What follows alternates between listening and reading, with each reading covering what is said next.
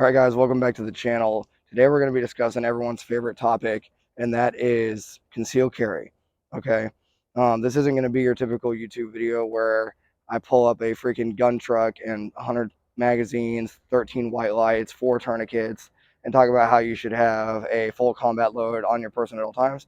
This is going to be how to conceal carry, the very basics, what you actually need. Okay, so first thing you need is knowledge. Okay, so if you don't know anything about weapons, you need to find a buddy that does know, or use resources to your classes, the internet. Freaking, I hate to say the internet, but there is a lot of good stuff out there and there's some bad. So use your resources, get out there and learn the basic rules of firearm safety and how to actually handle a weapon. Okay, um, treat every we'll go over the 4 rules of weapon safety. So treat every weapon as if it's loaded. Keep your finger straight off the trigger till you're ready to engage. Okay, always be aware of your targets and its surroundings. Okay, and don't point the weapon at anything you don't intend to destroy.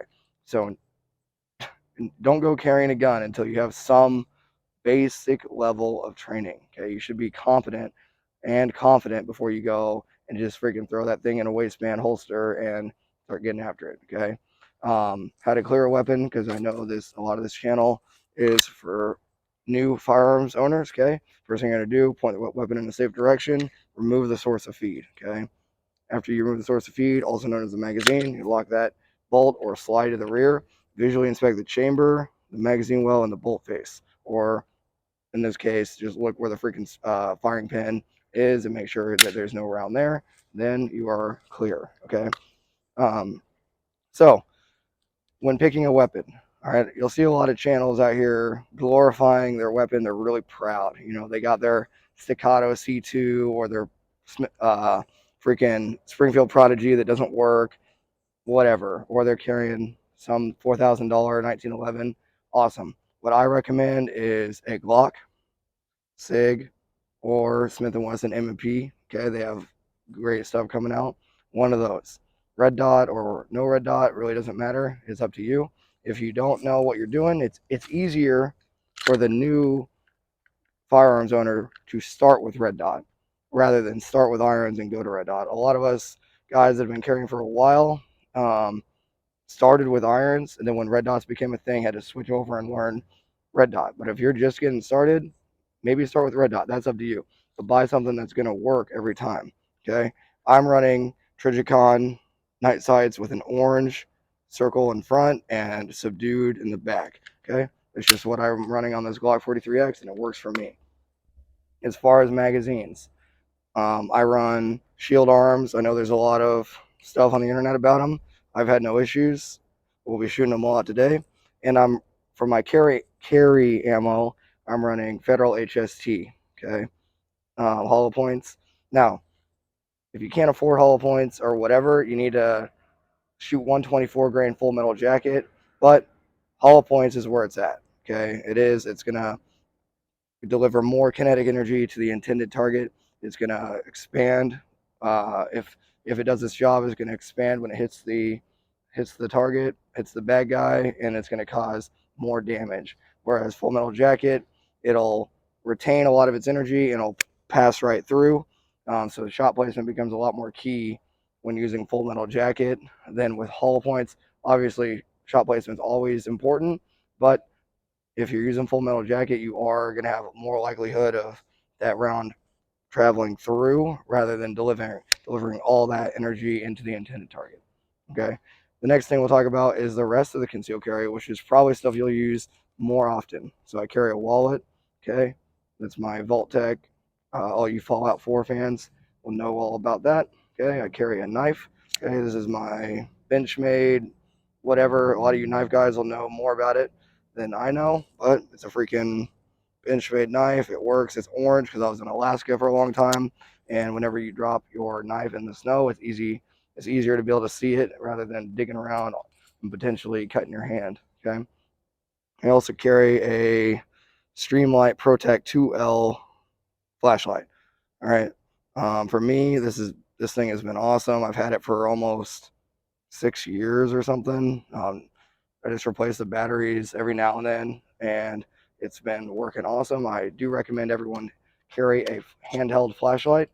Having a flashlight on the gun cool if that's what you want to do, but I recommend just having a handheld flashlight and not putting it on the gun, but it's up to you. You're going to do what you're going to do.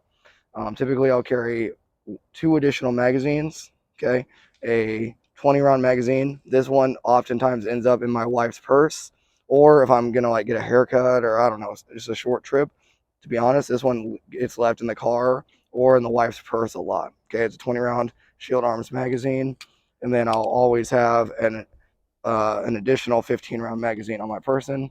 The reason being is, yes, it brings extra ammunition to the fight, but the main thing it brings is when this magazine breaks, if I freaking, God forbid, get shot in the firing hand or whatever, and it disables the magazine, whatever crazy situation you can imagine, it's always nice to have an additional source of feed if your first one, is causing double feeds or whatever. So I do highly recommend everyone carries at least one additional magazine. As far as that, as far as holsters, we'll talk about holsters real quick. I carry oftentimes at the 4 o'clock, okay, in an NSR that's in is in November, S is in Sierra, R is in Romeo at the 4 o'clock. Okay, there are different ways to carry. A lot of guys will carry appendix. I do have several appendix holsters with that come from T-Rex Arms. That's up to you. Whatever you're used to. Okay, it really comes down to the same thing. For the draw for appendix, you're just gonna, remove the freaking garment, draw, and then present the same way. And then for 4 o'clock, remove the garment, draw, and present. Okay, when reholstering, this is where a lot of guys get hung up. Okay, when reholstering, finger high enough the trigger. Look to make sure there's no debris in the freaking trigger, in the freaking holster, and then slowly reholster. Okay, don't get in a big old hurry to jam that thing back in there. Okay, because for obvious reasons, if I get done doing whatever I'm doing, my heart rate's 1,000. Okay, I clear and I don't make sure there's nothing in there, and I don't deliberately reholster, I could potentially have a negligent discharge and shoot myself. Okay, so that is very important. What else? So, guys, don't over glorify concealed carry. The biggest thing with concealed carry is coming out on the range, coming out here, getting draws, and actually training with your concealed carry gun instead of buying that $4,000 gun, going on Instagram, taking pictures of it, and being really proud of your piece of shit prodigy. And then when it comes time to actually potentially using it, you don't know what the fuck you're doing. Okay, so don't over glorify concealed carry. Other things I carry on for concealed carry, I'll just go grab it for you, is a source. Okay, so typically I'll carry this Mystery Ranch pack. Okay, you can go to, I think, Sportsman's Warehouse or whatever, normally has pretty good deals. Okay, it has an upper pouch up here. This is typically where, if I'm going to the gym, to and from the gym, I'll put my NSR tactical holster in amber condition. Okay, so nothing in the chamber. My Glock 43X in here in this pouch by itself on top, and then I'll freaking zip that up. I do not recommend keeping a hot weapon that's one with it around in the chamber in a bag, because that's just asking for a negligent discharge. Okay, so make sure you have the trigger protected in a reliable Kydex holster that will actually click in, and I recommend amber. Okay, that's magazine in, chamber empty. And I'll also carry a water source, very important, everywhere you go. This is just a freaking Camelback brand, because I'm a drill sergeant, so it's a neutral military color. And then I'll carry a couple additional magazines in my bag, typically, with a jacket, pre-workout, protein, all the like the basics of stuff you might want. If you're a high speed and you got a pistol caliber carbine, then you can put it in your bag. That's a whole nother topic. We're just talking like what you need. So in summary, you need a good gun.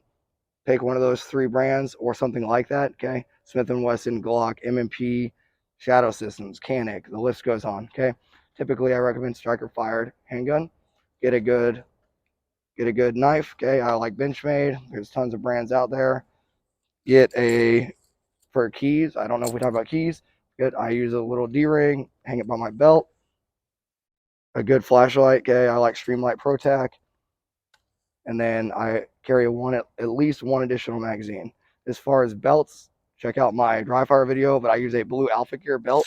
The reason I use a blue Alpha Gear belt is because I can cinch this thing down on itself, or I can loosen it up just like that, so I don't have to do this weird game whenever I'm gonna, go to the restroom with my concealed carry gun. I can just loosen or tighten. So blue Alpha Gear belt, and then Federal HST or whatever hollow point you like.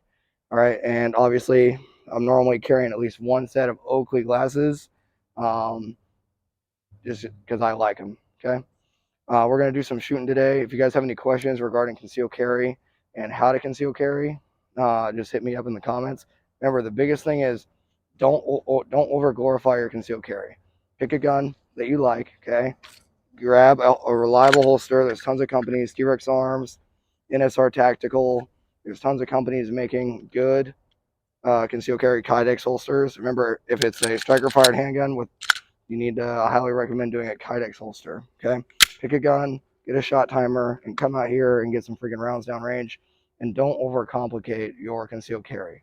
Okay, it's more important to have a gun that you're competent and trained on than spending too much time on the internet trying to figure out how you can afford your piece of shit Prodigy than coming out here and shooting 1,000 rounds with your Glock 43X on the freaking range. Okay. All right, guys, we're going to do some shooting.